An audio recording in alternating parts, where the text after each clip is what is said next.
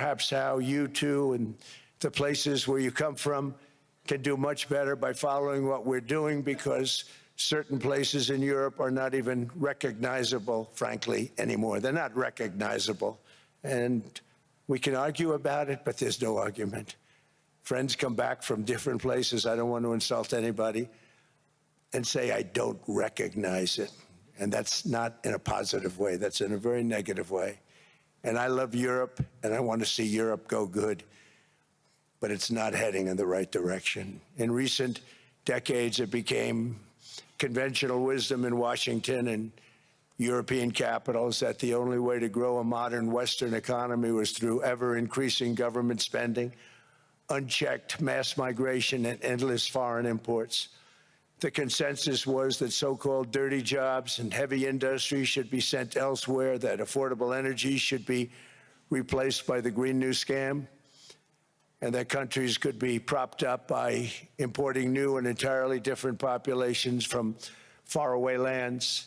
Because of my landslide election victory, the United States avoided the catastrophic energy collapse which befell every European nation that pursued the Green New Scam, perhaps the greatest hoax in history. The Green New Scam, windmills all over the place, destroy your land, destroy your land. Every time that goes around, you lose $1,000. You're supposed to make money with energy, not lose money. Here in Europe, we've seen the fate that the radical left tried to impose on America. They tried very hard. Germany now generates 22% less electricity than it did in 2017. And it's not the current chancellor's fault. He's solving the problem. He's going to do a great job. But what they did before he got there, I guess that's why he got there. And electricity prices are 64% higher. The United Kingdom produces just 1/3 of the total energy from all sources that it did in 1999. Think of that, 1/3. And they're sitting on top of the North Sea, one of the greatest reserves anywhere in the world, but they don't use it. And that's one reason why their energy has reached catastrophically low levels with equally high prices. High prices, very low levels. Think of that, 1/3. And you're sitting on top of the North Sea, and they like to say, well, you know, that's depleted. It's not depleted. It's got 500 years. They haven't even found the oil. The North Sea is incredible. They don't let anybody drill. Environmentally, they don't let them drill. They make it impossible for the oil companies to go. They take 92% of the revenues. So the oil companies say, we can't do it. They came to see me. Is there anything you can do? I want Europe to do great. I want UK to do great.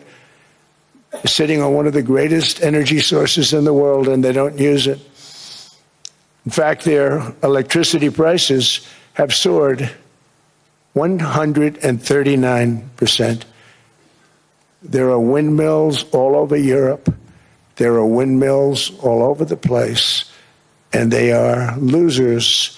One thing I've noticed is that the more windmills a country has, the more money that country loses and the worse that country is doing.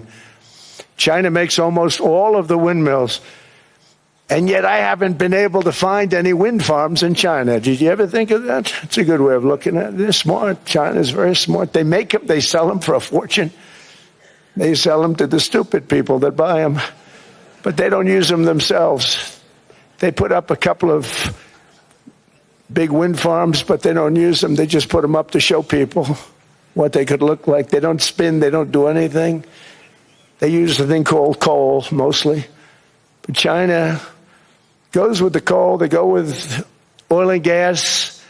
They're starting to look at nuclear a little bit, and they're doing just fine. So we want a piece of ice for world protection, and they won't give it. We've never asked for anything else, and we could have kept that piece of land, and we didn't. So they have a choice. You can say yes, and we will be very appreciative, or you can say no, and we will remember. A strong and secure America means a strong NATO, and that's one reason why I'm working every day to ensure our military is very powerful, Our borders are very strong. And above all, our economy is strong because national security requires economic security and economic prosperity, and we have the greatest that we've ever had.